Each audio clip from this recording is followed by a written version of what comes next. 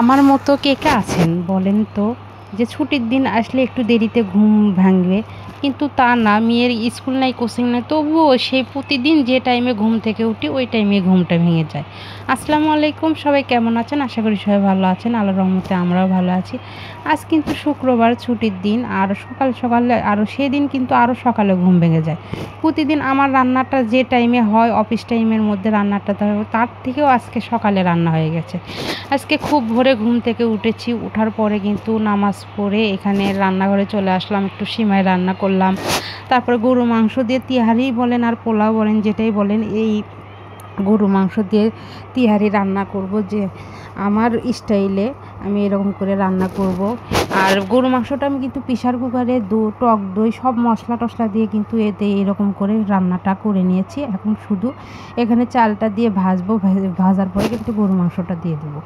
আর এই তো এখানে পেঁয়াজ কাঁচামরিচটা ভাজা হয়ে গেছে, তারপরে কিন্তু এখানে আমি চালটা দিয়ে দিলাম। এখানে 1.5 কেজি পরিমাণ চাল, তারপরে লবণ দিয়ে দিলাম পরিমাণ মতো, তারপরে বিরিয়ানি মশলাটা দিয়ে দিব।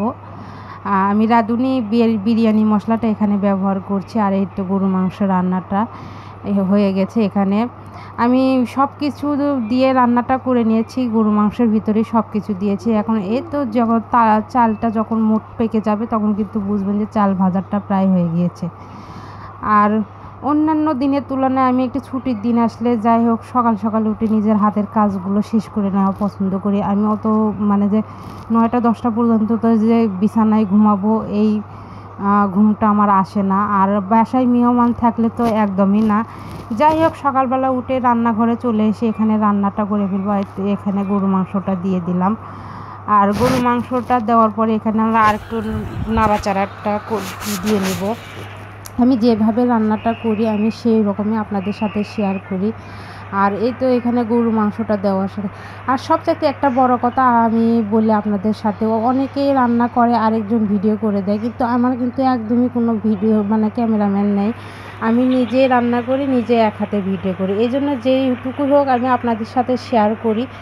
আর এই তো এখানে পরিমাপ মতো পানিটা দিয়ে আর পরে এখানে বলক উঠে এসেছে। এখন কিন্তু মিডিয়াম আঁচে রান্নাটা করব। আর এখানে আমার বিরিয়ানিটা মানে যে রান্নাটা হয়ে গিয়েছে, দেখতেই পাচ্ছেন ফাইনাল লুক অনেক সুন্দর হয়েছিল মাশাআল্লাহ।